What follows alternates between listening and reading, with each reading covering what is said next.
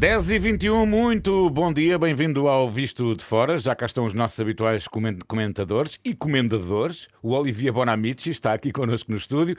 A Begonha Inigas, esta semana à distância, desde Vigo, na Galiza, mas também apostos para o comentário dos temas da semana. Claro, também cá está naturalmente o jornalista da Renascença, Miguel Coelho. Bom dia a todos. Bom dia a todos. Bem-vindos ao Visto de Fora. Bom dia, Olivier. Bom dia, Begonha. A Begonha que nos trocou hoje, não posso deixar de assinalar, pelo polvo à galega, não é? Com certeza, o polvo à galega é muito bom. Espero que no regresso não te esqueças de nós. Bom, não me esqueço.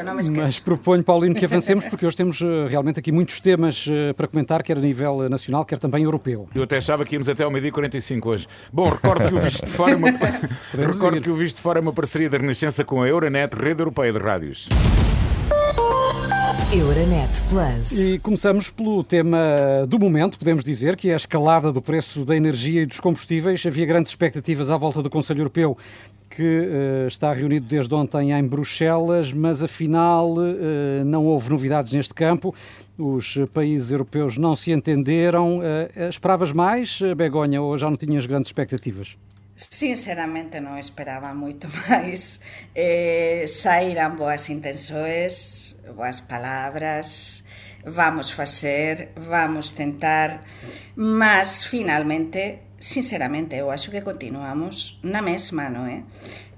Pelo menos o que se está a destacar deste lado, do outro lado da fronteira, desde Vigo, onde me encontro, e na imprensa espanhola, é precisamente que o Pedro Sánchez saiu sem nada, porque ele tentou, precisamente, pelas dificuldades pelas que estamos a atravessar na Península Ibérica, com esta escalada dos preços dos combustíveis, fazer um frente comum, com uma série de países. Sim, António Costa também levava essa proposta de medidas a nível europeu. Isso é, mas não conseguiram nada. E então, em resumo, para os nossos ouvintes, hoje continuamos igual do que ontem. Com Bruxelas a passar a bola aos Estados-membros e a dizer que cada governo é que deve tomar as medidas que possa e entenda para mitigar os efeitos da escalada de preços dos combustíveis e da eletricidade, sendo que França, Olivier, neste campo, foi dos primeiros a avançar. Sim, com uma medida que vai custar muito dinheiro ao Estado francês, porque a medida foi anunciada ontem à noite, 100 euros para cada francês que ganha menos de 2.000 euros limpos. Isto representa... Aqui em Portugal era para 95% da população. Mas em França, mesmo assim, é para 2/3 da população. Para 38 milhões de franceses vão receber em dezembro um cheque de 100 euros para compensar de uma certa forma o aumento. Portanto, é um sinal forte, mas estamos a ver que este tipo de medidas, que seja tanto uma baixa dos impostos, portanto, isto não aconteceu em França, como uma ajuda, neste caso específica, para as pessoas que ganham menos, estamos a ver o custo que isto representa para o Estado. É uma fortuna.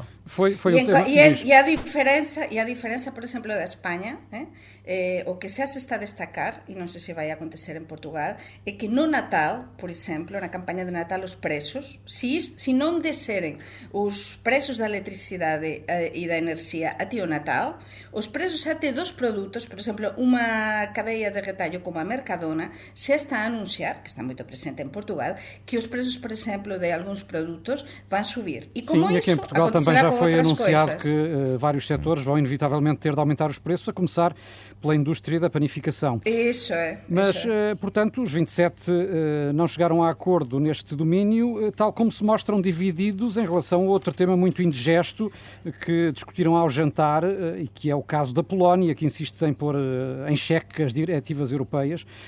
Alguns países europeus querem sanções imediatas contra o governo de Varsóvia, outros preferem esperar. De que forma, Olivier, é que esta questão pode, no fundo, minar a coesão europeia? Para não repetir o que nós dissemos na semana passada, a reflexão que podemos fazer hoje em relação à Polónia e, de uma certa forma, com a Hungria, que é uma espécie de batalha cultural cada vez mais entre o leste e o oeste da Europa. E quando digo o oeste da Europa, eu considero Portugal lá dentro e Espanha também. Portanto, eu estou separado, neste caso, os blocos leste-oeste.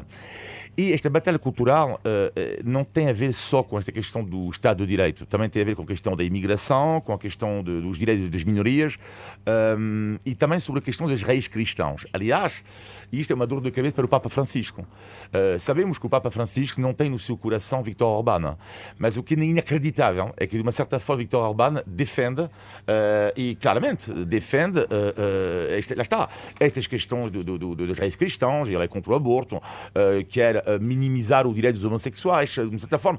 E algumas destas ideias, claro, são partilhadas pelo Papa Francisco. A questão que é uma dor de cabeça, porque o Papa Francisco não se revê na política geral, no pensamento geral de Viktor Orbán e dos polacos também. Portanto, isto eu acho que vai muito mais além do que a questão específica do Estado de Direito. Para mim, estamos a assistir ao início de uma grande batalha cultural entre alguns países do Bloco de Leste e os nossos países, aqui Portugal, Espanha, França e companhia. Sendo que esta semana a Begonha, a Presidente da Comissão Europeia, ameaçou diretamente o Primeiro-Ministro polaco com o congelamento de fundos europeus.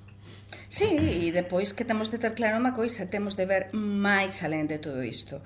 Cualquier país, cualquier membro dos 27, non é? que forma parte da Unión Europea, sabe que precisamente como forma parte da Europa non pode estar a pensar só en interese propio, ten de pensar no conxunto. Entón, eu vou máis alén tamén o que estaba a dizer Olivier, é verdade de que desta especie de guerra entre determinados países e demais, mas sobre todo, aquí é un tema de populismo, de nacionalismo, eu acho, extremo, e de tentar tamén dizer, nós estamos cá, no caso da Polonia, mas a Polonia sabe que desde que pertence á Unión Europea non pode decidir e dizer o máis importante é o meu propio interese, ten de pensar en conxunto. Então eu acho que a Ursula von der Leyen fez moito ben en facer e lanzar este aviso e aínda vai ter de lanzar moito máis. Então, isto, sin dúbida, a sobremesa, como dicíamos, deste xantar, pois acho que non foi moito agradável, non foi moito adosada, non é?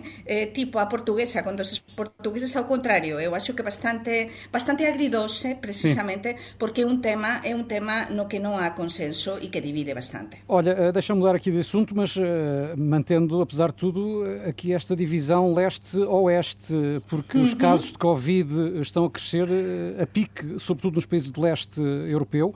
O aumento dos internamentos e de mortos é muito substancial. Já se fala numa nova vaga em países como a Roménia, como a própria Polónia, a Ucrânia, etc. Temos depois o caso do Reino Unido. Esse é um caso muito especial que tem a ver com a demora na vacinação.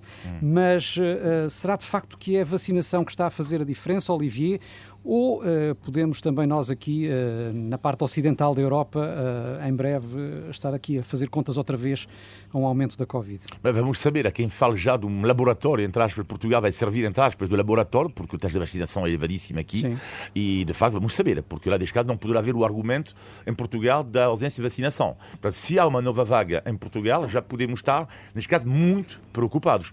Agora, a questão aqui, que é a nova vaga que há, por visto, no Reino Unido, tem a ver com 5 milhões de ingleses, 5 milhões com mais de 16 anos que não estão vacinados. Moscou, que fecha as lojas não essenciais, mas também lá, em Moscou, sabemos, na Rússia, as dificuldades com a vacinação. Portanto, neste momento, indica que são os países que não tenham algum problema, uma parte da população não vacinada que tem problemas.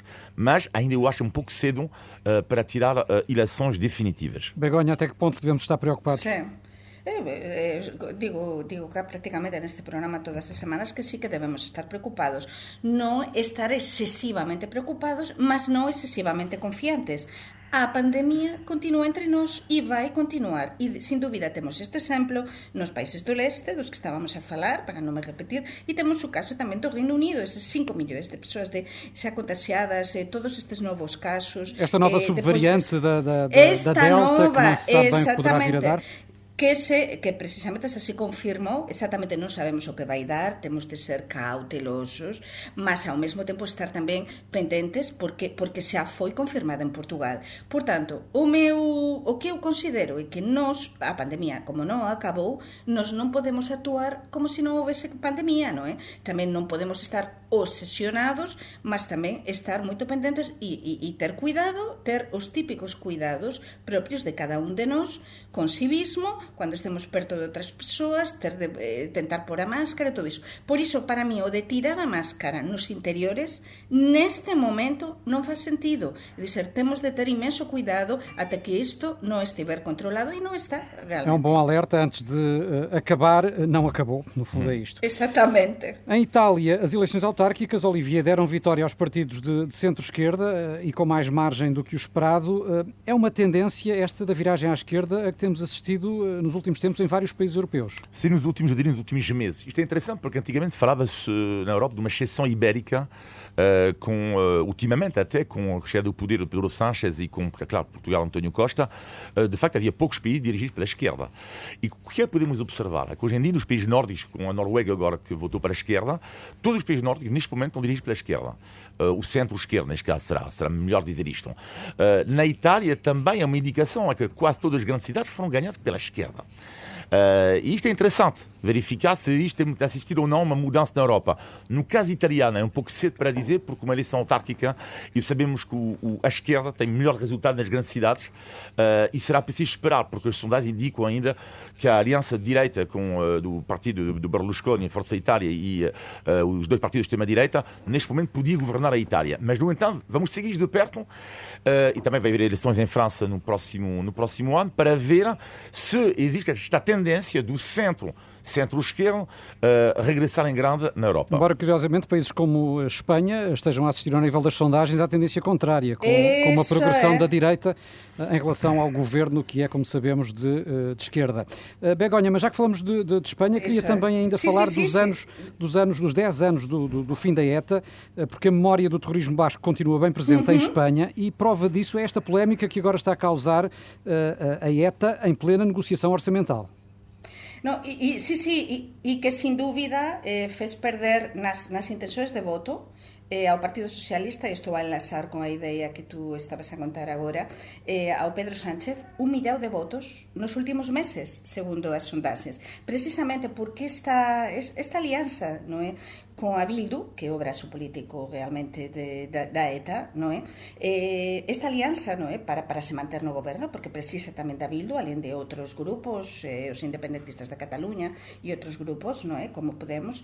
Neste caso, é decisiva esta alianza para, como estabas a contar, para aprobar, en plena negociación parlamentar e orzamental, para aprobar o orzamento deste ano. E entón, neste 10º aniversario que en España se ten celebrado en todas as televisores, en todos lados, con moita emoción, non é, do fin da ETA, porque para cualquier español, para min propia, foi algo emotivo, fantástico, o fin da ETA, o feito de que ese brazo político da ETA, non é, o Arnaldo Otegi, que foi líder da ETA, un dos líderes da ETA, estes a exixir o Pedro Sánchez que liberte 200 presos políticos para poder aprobar o orzamento, claro, non foi ben recibido na opinión pública española e o Pedro Sánchez teve de recuar. Por tanto, temos neste momento en España unha situación un bocadiño como acontece en Portugal e aínda máis convulsa, porque non sabemos se se vai aprobar ou non se vai aprobar o orzamento e que é o que vai acontecer finalmente entre a negociación do PSOE, o partido de Pedro Sánchez, e tamén Bildu.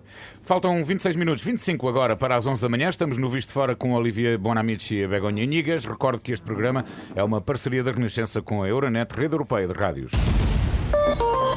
Euronet Plus. Bom, e numa referência também ao que a Begonha agora dizia, mantém-se por cá a incerteza sobre a aprovação do Orçamento do Estado para o próximo ano. O Governo aprovou ontem medidas laborais, mas Bloco de Esquerda e PCP consideram insuficientes.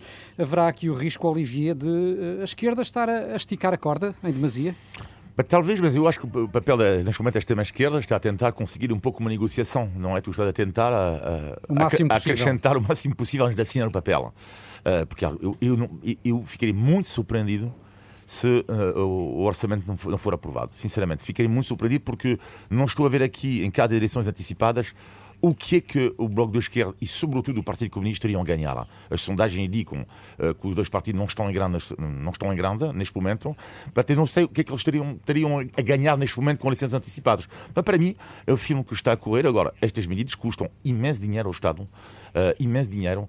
E isso é uma grande dor de cabeça, porque, mais ou menos, estas medidas implicam mais despesa para o Estado, e o governo socialista vê-se claramente que está entre duas paredes, não é? Portanto, por um lado, a questão do déficit, a questão da dívida pública, e depois há estas reivindicações da extrema-esquerda. E há outro fator, que é o que as medidas podem também custar para as empresas, numa altura em que muitas ainda lutam por recuperar da pandemia. Begonha, como é que tens visto esta dificuldade na obtenção de um acordo sobre o orçamento aqui em Portugal? Begonha? Nos que eu teño visto primeiro, como, sí, estáme a ouvir, non é? Como portuguesa, casi portuguesa que sou, non é? Realmente eu teño visto, e já estou a pensar, como Olivier, que finalmente van chegar a un acordo, non é? Van chegar a un acordo... Temos de fazer aqui uma bolsa de apostas. No último momento, mas será no último da hora, non é? Ese acordo portuguesa. Mas eu precisamente estive en Braga cando estaba a acompañar pelo meu traballo actual unha conferencia sobre fondos europeus na que esteve presente o Presidente da República, que lanzou en Braga, eu estaba na sala, esa mensaxe dirixida ao goberno de Lisboa, non é? Mais unha mensaxe a pedir, a dizer que teñen de chegar a ese acordo, non é? Porque ninguén quere, neste mesmo momento, ninguén quer en Portugal eleições antecipadas. Aliás, foi Marcelo Rebelo de Sousa o primeiro a pôr na mesa esse fantasma das eleições antecipadas. Preso político que pode supor todo isto, se non se chegar a un acordo, acho que non interesa ni ao Bloco, ni ao Partido Comunista, ni ao Partido Socialista. Por iso van facer o posible. Mas isto que preguntabas dos empresarios, os empresarios, a miña reação, e sin dúbida a miña empresa, depois de falar con varios deles no norte de Portugal, é que están preocupados, non é? O que queren é un acordo mesmo, un acordo para poder ter unha certa segurança tamén, que iso depois ten a ver con os propios negocios, non é? Iso é interesante. Sim, aqui há sempre esses dois lados. Os empresários que naturalmente querem viabilizar ao máximo aquilo que é a saúde financeira das suas empresas, e por outro lado os trabalhadores, e muitos em Portugal, como sabemos, têm vencimentos muito baixos e vivem uma situação de grande precariedade. Portanto, é entre estes dois extremos, pode dizer-se, que se joga também aqui este pacote de medidas que o Governo propôs ontem à noite. Bom, e uma das medidas em que a esquerda insiste também é a exclusividade dos médicos no serviço público. Isto, para ti, conhecendo a realidade portuguesa, faz sentido, Olivier? E já agora, como é que é em França?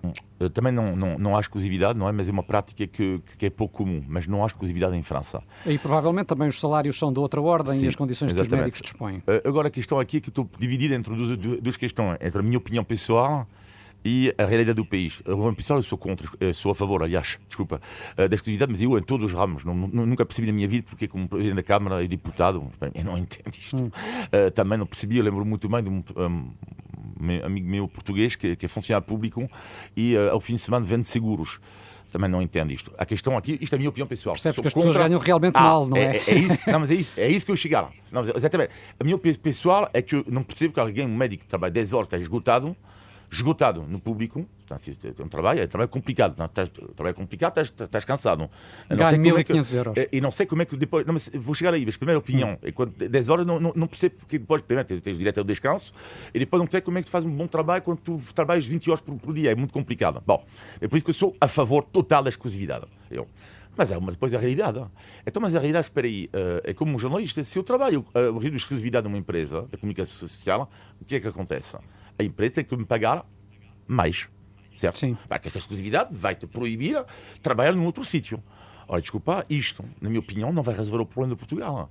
Portanto, se os ordenados continuam baixos no setor público, eu não estou a ver o resultado concreto desta medida. É quando, para mim, o problema fundamental do SNS, e aliás, a Ministra da Saúde reconheceu finalmente isto, que tem um problema de organização. E a organização não passa apenas e só por isto, porque os médicos vão continuar a ganhar mal no público, e a ganhar mal no público, claro que eles têm que ter esta liberdade, na minha opinião, para trabalhar no privado. Begonha, a tua opinião, e já agora também, como é que se passa em Espanha? Há exclusividade nos médicos do serviço público? En España há dúas hipóteses. Tes a hipótese de exclusividade, mas os salarios dos médicos son moito maiores do que cá e valorízase moito a carreira profesional, os anos de servizo e todo iso. E depois tens a hipótese que a que teñen a maior parte dos médicos, que é ter unha parte de exclusividade, e depois a hipótese de ter depois consultas no privado. Mas eu tamén aliño con o que dicía Olivier, e o que faz sentido realmente é valorizar a carreira dos médicos e dizer non é tanto a exclusividade como que os salarios vayan de acordo á responsabilidade e o traballo que se faz, e acrescento tamén o caso dos enfermeiros. Para mí é unha vergoña o caso dos enfermeiros en Portugal. No outro día estaba con unha amiga miña española que é enfermeira e explicábame que ela está a gañar o mesmo que há 20 anos cando chegou a Portugal. Exactamente o mesmo, é dizer que non están a ter en conta, traballa no Servizo Público de Saúde e que non nun grande hospital de Lisboa, e que non están a ter en conta eses 20 anos de servizo. Isto non acontece en España ni acontece na França. É dizer, as persoas, quanto máis anos de servizo, iso tense de valorizar e ten de haber unha carreira profesional. Para min, esa é a base de todo. O que é verdade é que, como Begonha disse, em Espanha, por exemplo, é um dos países da Europa que valoriza mais os médicos e, neste caso, as enfermeiras, porque eu lembro muito bem, não sei se os números ainda são válidos, mas há 5, 6 meses atrás, ter visto uma reportagem na televisão, no jornal espanhol, dizendo que as enfermeiras ganhavam. O ordenado médio em Espanha são mais ou menos 1.800 euros, mas o ordenado médio de um enfermeiro, estamos a falar de 2.400, 2.500 euros em Espanha. Então, isto é um país que valoriza claramente a classe médica e as enfermeiras em geral. Sí, e os enfermeiros especializados, por exemplo, no caso da que se chaman parteiras, non é? En España é un tipo de enfermería, por exemplo, moito especializada, con unha preparación específica, e iso valorízase moito. E é lógico, e que ten de ser assim, é lógico. E é bom também, de certa forma, fico contente quando antigamente havia o tal discurso por demagogo a dizer o médico não se pode queixar, ganha 2.500 e eu ganho 700. Mas hoje em dia eu acho que muitos portugueses já se perceberam, sobretudo por causa da pandemia, da dificuldade deste trabalho, da importância de termos bons médicos e boas enfermeiras, e aqui não se está claro que seria uma sociedade ideal, seria toda a gente ganhar 3.000 euros, não é? Mas estamos a ver, há um cirurgião que eu conheço que tem um dia mas tão complicado, ele ganha 3.000 euros por mês, portanto, tendo em conta que precisamos de médicos assim e de enfermeiros também, eu considero que para um cirurgião ganhar 3.000 ou 3.500 bruto, que é que ele ganha, na minha opinião, Sim. Não é suficiente. Son os nosos héroes, estamos nas súas mãos e sem dúvida isso se tem de valorizar. Vamos avançar, até porque seguramente nas próximas semanas vamos voltar ao tema da saúde. Temos aí em perspectiva várias greves, nomeadamente no setor da saúde, enfermeiros e médicos incluindo, e portanto seguramente isto vai continuar a dar muito que falar. Antes que o Paulino comece aqui a apontar para o relógio, eu gostava só de ouvi-los brevemente sobre um tema que mereceria aqui mais tempo, mas pelo menos gostava de ouvi-los para já sobre isto. Tivemos esta semana avisos da GNR e também de vários psiquiatras sobre o Squid Game da Netflix, que tem motivado preocupação em muitos países, um pouco por todo o mundo, e gerou inclusive já alguns casos com desfecho fatal. Será um epifenómeno, Olivier, ou algo mais? Não, eu diria, o caso do Squid Game em si, eu acho que é um epifenómeno. O que eu acho é que o que é um fenómeno que é observado em Portugal e não só, fenómeno de ultraviolência na escola. Nós todos aqui, os 4, passamos por a escola, não é? E nós tivemos pequenos problemas de vez em quando. Olha, dou-me de bufetada, porque pode acontecer. Mas aqui não estamos a falar de bufetada. Já passa, isto é um tema que infelizmente o governo, na minha opinião, tem falhado completamente da luta contra o bullying nas escolas portuguesas. É algo dramático, não só em Portugal, mas medidas têm que ser tomadas absolutamente, porque eu acho que as coisas vão piorar, na minha opinião. Begonha? Sí, van piorar, e sobretudo con a pandemia o que se esteve a ver, e se estase a ver a cuantidade de casos que há de problemas psíquicos, problemas psicolóxicos nos adolescentes, nas crianzas, tamén nos adultos, non é? Mas, sin dúbida, tanto tempo diante do ecrã, e neste caso esta serie da Netflix realmente ten todos os ingredientes para nos estar preocupados, e é bom que a GNR en Portugal teña feito estes avisos avisos, mas non chega con iso ou con os avisos dos psiquiatras. Nos pais debemos estar atentos e tamén nas escolas e as autoridades educativas. Eu lanzo desde aquí este aviso porque é moito importante, non serve con deixar os nosos fillos diante do ecrã a ver unha serie de televisao. Temos de acompañar isto e tense de regularizar este tipo de series. Debemos tentar controlar isto, mas nós tamén como pais temos responsabilidade, non é só culpar os outros. Eu diria só um exemplo que eu acho que devia ser feito, acontece na Bélgica, em França também um pouco, que é aulas diárias, logo a começar uma aula de cultura geral. Acho fantástico, por exemplo, a Coreia do Sul explicar o Squid Game, ou seja, uma criança pode ver a série, mas sobretudo a escola, e os pais, mas a escola não pode deixar uma criança ver isto sem explicar um pouco o que é a violência, o que é que não é. Isto é importante, este trabalho de cultura geral, na minha opinião. Muito bem, eu já estive tentado a ver, mas definitivamente não vou ver. Antes, pelo contrário, estou a ver A Criada, que é uma série da vida real e do mundo real. Bom, temos que avançar e por isso está na altura do índice de Tugalidade. Olá, Olivier. Índice de Tugalidade. Muito bom.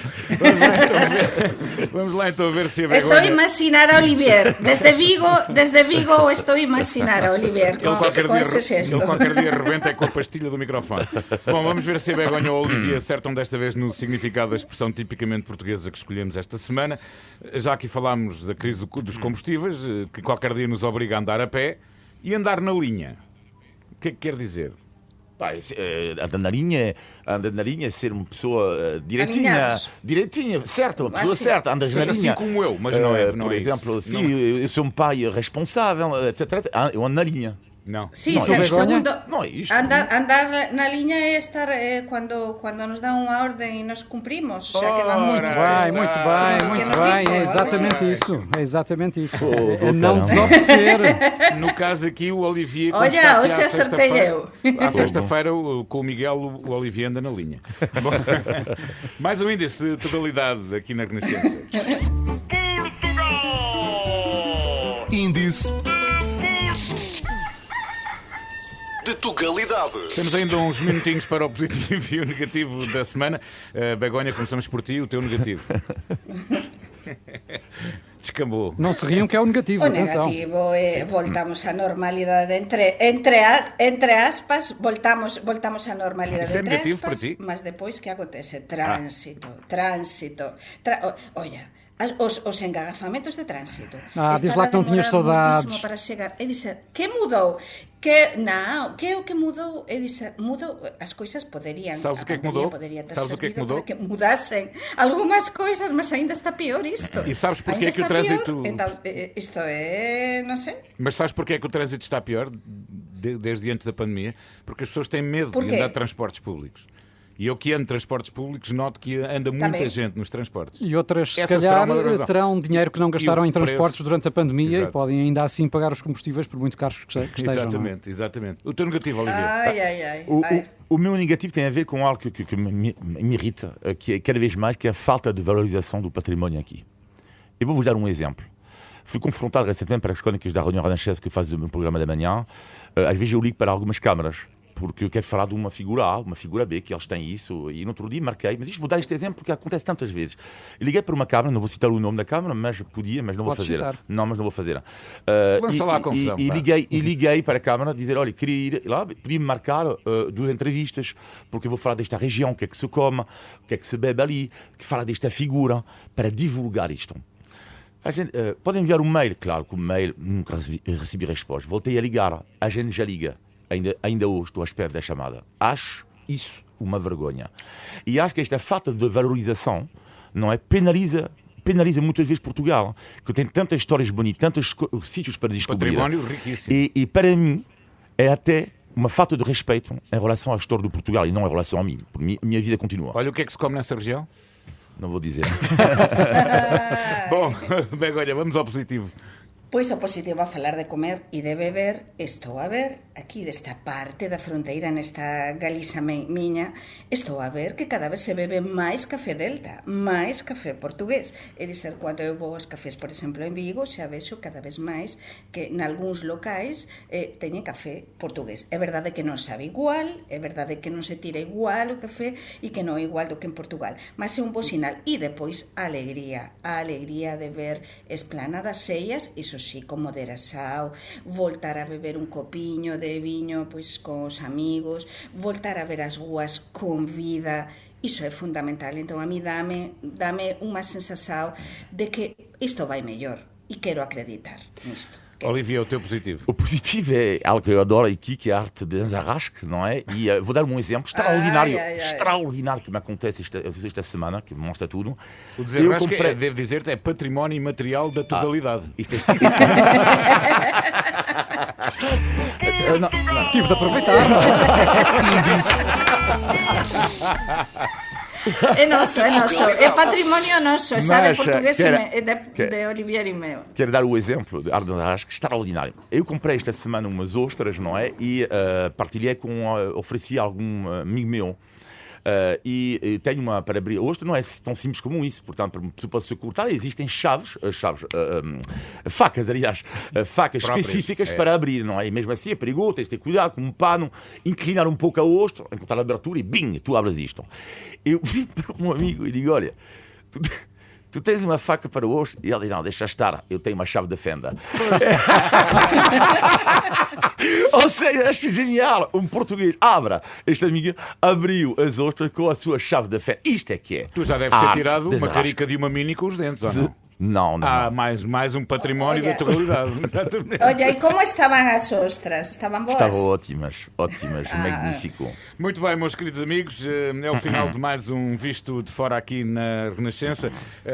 Como sempre, os temas da atualidade batidos por dois jornalistas estrangeiros. Há muito a viver em Portugal, Olivier Bonamici, Begonha e Nigas, sempre numa conversa muito bem moderada pelo Miguel Coelho. Já sabe, se tiver comentários e sugestões, pode enviar para vistodefora@rr.pt. Olivier, Begonha, Miguel e assim, bom fim de semana e mais uma vez obrigado, foi um momento extraordinário. Obrigado. Um abraço, bom fim de semana. Bom fim de semana.